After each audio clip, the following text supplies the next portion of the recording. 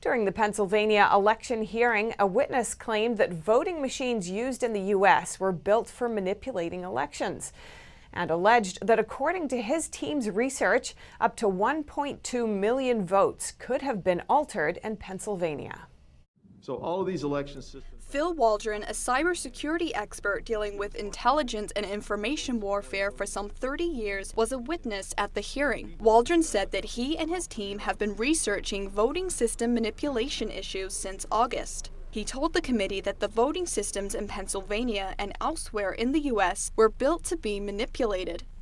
And just so you know, I know there have been statements to the contrary, but I personally debriefed the son of a Cuban intelligence officer who had firsthand knowledge of Hugo Chavez's family members who told him not to worry about the populist threat against Maduro's election in Venezuela.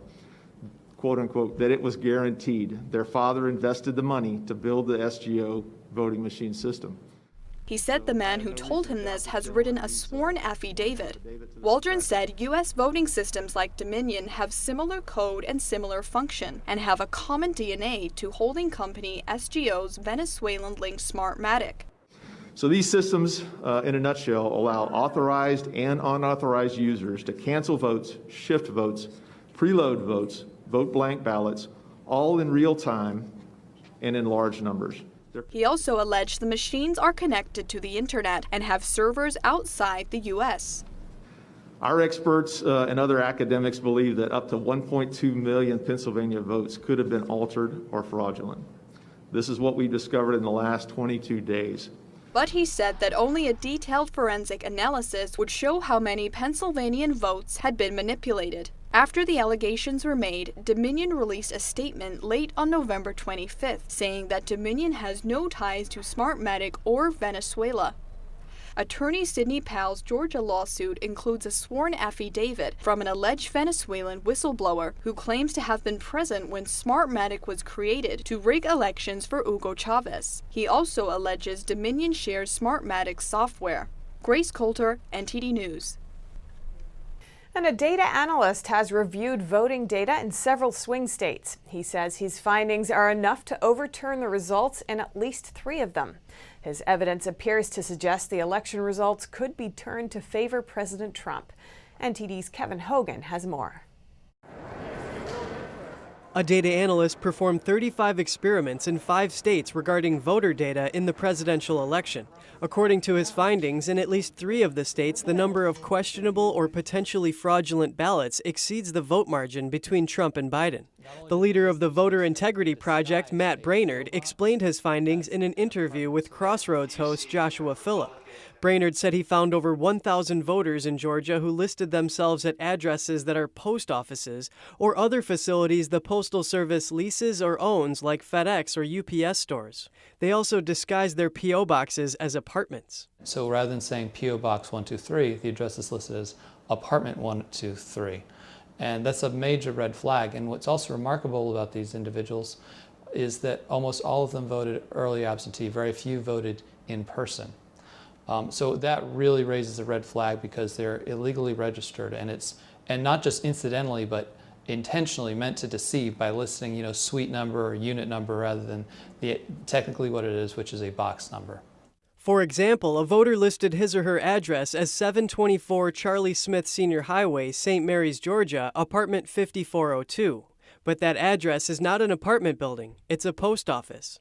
According to the Federal Voting Assistance Program, when requesting an absentee ballot, a P.O. box cannot be used as a mailing address. Now on to Pennsylvania. Brainerd had teams call people the state marked as having received a ballot request, but from whom the state never got the actual ballot. In other words, people who supposedly requested a ballot, but it never arrived to be counted in their name. The first question we asked is, did you actually request that ballot? And in many cases they said no, which is a big red flag because somebody had to request that ballot, and by law it had to be them or somebody that they designated legally to do so. Here is an example of a call his team made to a Pennsylvania resident. We show that in the state of Pennsylvania is marked as having received an absentee ballot request from you but did not receive your absentee ballot. Did you request an absentee ballot? No. The second question they asked was if the voter returned the ballot. Many said yes, which Brainerd says is a red flag because the state did not receive it and their vote was not counted. We're hoping that by making this data discovery, that it will lead to judicial remedies that could bring greater scrutiny to the election, such as signature evaluation or manual recounts, as well as law enforcement to look into exactly who requested those ballots, and then if the people did mail them back in, why they didn't get counted and why they didn't make it to the clerk's office. Brainerd says his analysis should have been done before the election by cleaning up voter rolls to remove ineligible voters, and during the election by objecting to ballots that should not be counted. He says once the ballots are taken out of the absentee envelopes, it's hard to remedy the problem, short of a judge ordering a complete do-over of the election. Kevin Hogan, NTD News. A lengthy lawsuit released this week in Georgia. The state is in the middle of another recount. An election integrity advocate tells NTD that the first audit didn't reveal what it should have. NTD's Melina Weisskopf has the details. The recount Georgia's doing now is simply a rescanning of the ballots. So that means that if there are any illegal ballots in the count or anything wrong with the Dominion voting system, it won't be detected. Any problems with the machines should have been detected during the state's first by-hand audit.